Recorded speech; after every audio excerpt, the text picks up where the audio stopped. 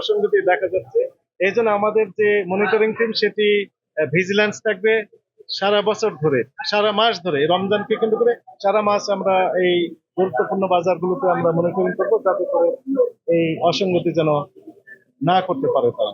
আমাদের বার্তা স্পষ্ট, রমজানকে কেন্দ্র করে যদি কোনো ব্যবসায়ী এই দ্রব্যমূল্যের দাম বাড়িয়ে দেয়, ব্যবসায়ী করে বা কার্যের পরিমাণগুলো বাড়িয়ে দেয়, সেক্ষেত্রে তাদের বিরুদ্ধে কঠোর আইনানুগ ব্যবস্থা নেওয়া হবে। ভোজ্য তেল, সয়াবিন ব্যতীত অন্য কোনো পণ্যের কোনো সংকট নেই এবং এই বছর গত বছরের তুলনায় কিছুটা কমতির দিকে আছে। আমরা দেখেছি যে সয়াবিন তেল যে পরিমাণে আপনার চাহিদা, সেটা তারা মেটাতে হিমশিম খাচ্ছেন। এটা আমাদের বুঝতে হবে যে রমজানে অতিরিক্ত চাহিদা থাকে, স্বাভাবিকের তুলনায় রমজানে চাহিদা বৃদ্ধি পায়, যে কারণে আবার এক শ্রেণীর মানে আমাদের ওখানে যেটা দেখা গেল, যেমন একজন ক্রেতার নামে আপনার 20 লিটার উনি লিপিবদ্ধ করে রেখেছেন, একজন খুচরা দোকানদার। তো যিনি একসাথে 20 লিটার ক্রয় করেন, উনিও বাজারে কিছুটা সংকট সৃষ্টি কারণ হতে পারেন। আমরা মনে করি সকল মানুষের দিকে তাকিয়ে আমরা যুক্তিসঙ্গত পরিমাণ যেটা আমার প্রয়োজন তার অতিরিক্ত আমরা ক্রয় করব না, এবং বাজারে সংকটের যেটা যদি থাকে সেটাতে আরো এটাকে মানে বাড়িয়ে দিব না। অন্যদিকে আমরা আপনারা এই যে কি বলে পাইকারি দোকানদের সাথেও কথা বললাম, পাইকারি সাপ্লায়াররা যেটা বলতে চাচ্ছেন যে ওনাদের আগের যে চাহিদা তার সাথে সঙ্গতি রেখে বর্তমান সময়ে কিছুটা কম পাচ্ছেন। কোম্পানির সাথে যোগাযোগ করেছেন তারা, তারা সরবরাহ স্বাভাবিক করার আপ্রাণ চেষ্টা করছেন বলে আমরা জানতে পেরেছি, ওনারা বলেছেন। তথাপি পাইকারি পর্যায়ে বা উপরের সরবরাহ পর্যায়ে কোনো ধরনের সংকট আছে কিনা প্রকৃতই এটা জানার জন্য আমাদের একটু সময়ের প্রয়োজন হবে। এটা এটা একটা প্রাতিষ্ঠানিক বিষয়, এটাকে আমরা একটা তদন্ত করব, তদন্ত করে আমরা জানাতে পারবো, এবং তাদের প্রতি উদাত্ত আহ্বান থাকবে আপনাদের মাধ্যমে যতটুকু আছে সেটা দিয়ে বাজারের সংকটটাতে কোনো প্রকারের না হয় সেজন্য আপনারা আপ্রাণ চেষ্টা করেন। এটা একটা রমজান মাস, প্রথমত আমাদের এই মুসলিম প্রধান দেশে রমজান মাসে সবাই অত্যন্ত স্বস্তির সাথে রমজানটা পালন করতে চায়। ভোজ্য তেল আমাদের সংস্কৃতিতে গুরুত্বপূর্ণ, কারণ বিভিন্ন ভাজা পোড়া খেয়ে থাকে তারা।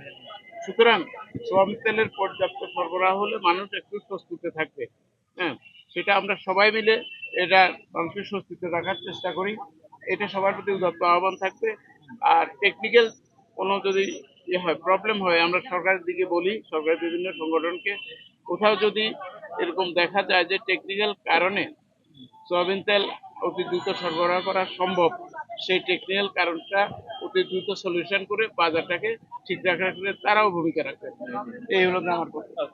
ডিজি মহোদয়, আমরা যতটুকু জানি যে আমাদের চাহিদার কতটুকু কি পরিমাণ রমজানকে দিয়ে থাকে সেটার তথ্য আমাদের কাছে আছে। আমাদের কি পরিমাণে দরকার সেটা আমাদের জন্য স্থির করা হয়েছে সেই তথ্য আমাদের কাছে আছে।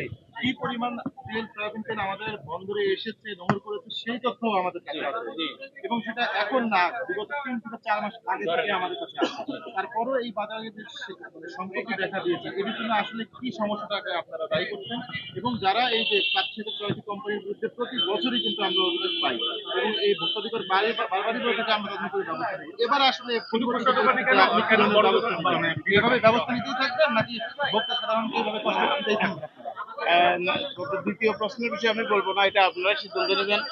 প্রথম প্রশ্নের বিষয় হলো যে আমরা একটা অর্গানাইজেশনাল বিষয় যেটা তদন্ত সম্পন্ন, আগে যদি তদন্ত সম্পন্ন করে না থাকে সে বিষয়টা আমি বলতে পারছি না। আমি আশা করছি যে আগামী আপনাকে টাইম দিচ্ছি যে সর্বোচ্চ 15 দিনের মধ্যেই যদি পারি, এবং সর্বোচ্চ মানে 15 থেকে আমি বলবো 22 দিন, 3 সপ্তাহের মধ্যে একটা প্রতিষ্ঠানের তদন্ত এর আগে সম্ভব যদি হয় সেটাও আমরা করব।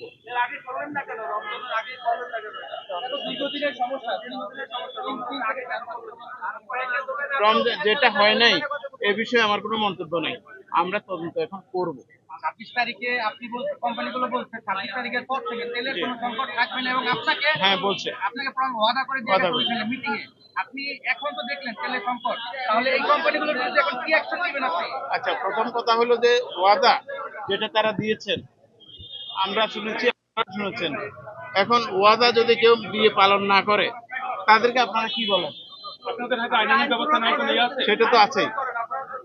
প্রশাসনিক ব্যবস্থা নেবেন না? সেই প্রশাসনিক ব্যবস্থা হলো যে আমাদের প্রশাসনিক ব্যবস্থা নেওয়ার জন্যই তদন্তের দরকার। মানে ডিজিমো হ্যাঁ, তাহলে তারা এখন এখন ওয়াদা আমি করছে তাহলে মুনাফিক বলা চলে তাদেরকে।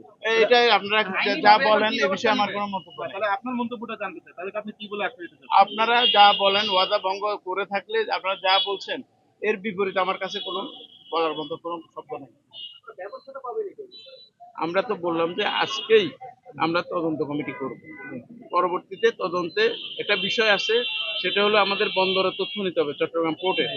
হ্যাঁ, আমাদের কাস্টমসের তথ্য নিতে হবে, এনবিআর এর তথ্য নিতে হবে, নিয়ে কোম্পানিগুলোর থেকে তথ্য কালেকশন করতে হবে। এই সবগুলোকে অ্যাসিমিলেশন করে তারপরে আমরা তদন্তের ফাইন্ডিংসটা তৈরি করব। তার সাথে যে বুঝতে পারছেন আমাদের কোনো তদন্তের জন্য যদি চট্টগ্রাম যেতে হয়, যাওয়া আসায় কমপক্ষে 4 দিন দরকার। যাওয়া, তদন্ত করা, আসা, কমপক্ষে এর বেশিও লাগতে পারে। এর পরবর্তীতে একই সময় প্যারালালি আমরা এনবিআর এবং অন্যান্য কর্তৃপক্ষের তথ্য নিব এবং কোম্পানির তথ্য নিব। যেগুলো আজকে দেখলাম এগুলোর সাথে মিলাবো, মিলিয়ে আমরা যা পাই সেটা আপনাদেরকে আমরা করবো। এখন আপনারা মিলে কেন অভিযান চালাচ্ছেন? শেষ হয়ে যাবে না, মিলে আমরা অভিযান চালিয়েছি। আমরা গত সপ্তাহ আগে 15 দিন আগে চালিয়েছি, তখন মিলে তাদেরকে প্রোডাকশনে দেখেছি এবং কোনো ধরনের লুকায়িত দ্রব্য তখন আমরা পাইনি। আমি তো বলছি খেয়াল করেন না, সম্ভবত 15 থেকে 22 দিন করেছি, একটু খেয়াল করবেন।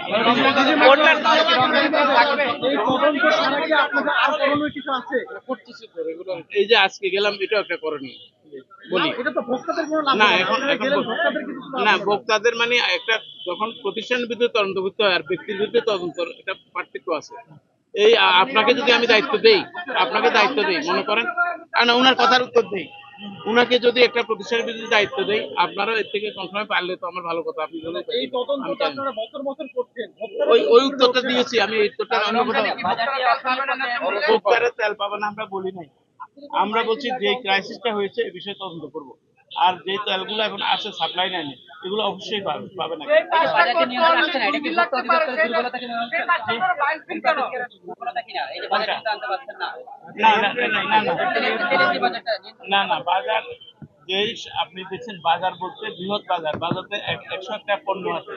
আপনি দেখছেন শুধু সোয়াবিন তেল নিয়ে ক্রাইসিস, সকল পণ্য কম দামে আপনাদের সম্মুখীন বলেছে।